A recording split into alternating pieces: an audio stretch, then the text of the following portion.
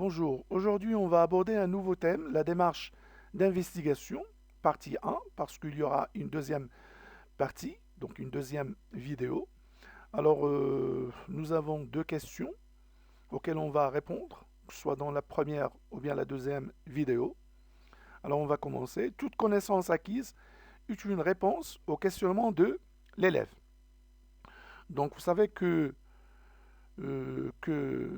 chaque élève donc bien sûr à des représentations, donc, ou bien des conceptions.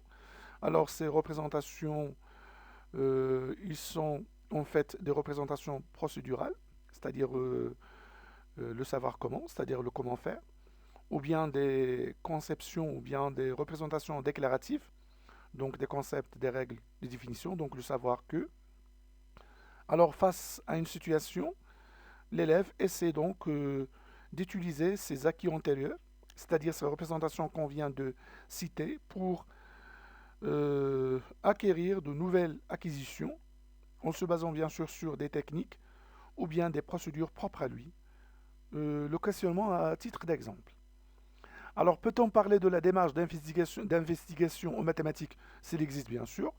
Alors quel rapport y a-t-il entre cette démarche d'investigation en mathématiques avec celle appliquée en sciences ou en technologie? C'est-à-dire, est-ce qu'il existe un rapport entre ces deux types démarches, c'est-à-dire des points communs ou bien des points de différence?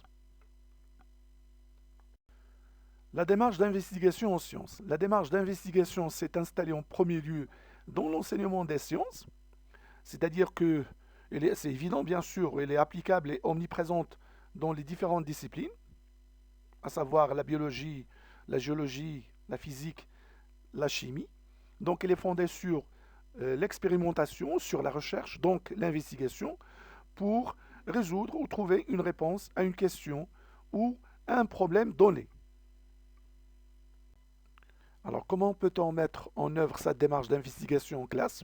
Donc première étape, donc le choix de la situation problème, donc une situation authentique significative en rapport avec le vécu, donc avec la vie quotidienne de l'élève.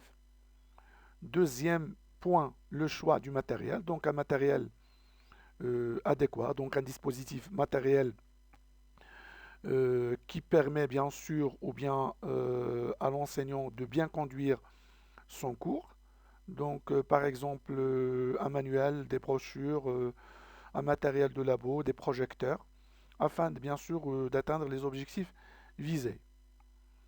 Ensuite, le questionnement productif de l'élève, c'est-à-dire des représentations ou conceptions de l'élève sur le sujet en question. En effet, chaque élève propose sa propre conception, sa propre vision sur le sujet. Dans ce genre de situation, le travail en groupe est souhaitable. Et bien sûr, pour l'enseignant, il doit intervenir en cas de besoin pour aider les élèves à reformuler les questions et à corriger les erreurs commises. Alors ensuite, nous avons la formulation des hypothèses, c'est-à-dire que les élèves proposent bien sûr des réponses ou des solutions aux problèmes posés. Donc toujours, on parle bien sûr de la situation de départ.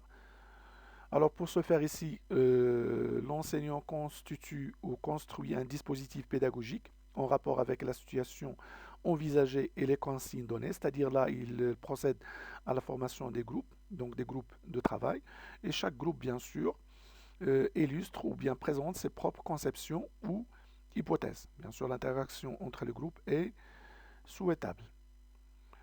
Ensuite, nous avons l'investigation par les élèves. Donc, il consiste à une collecte, donc une organisation des données et leur comparaison avec les hypothèses formulées au début. Donc, bien sûr, les élèves ici, ils font une collecte de données et d'informations selon, bien sûr, les réponses formulées et ils essaient de comparer, bien sûr, ces réponses, leurs réponses plutôt, avec les hypothèses formulées au début.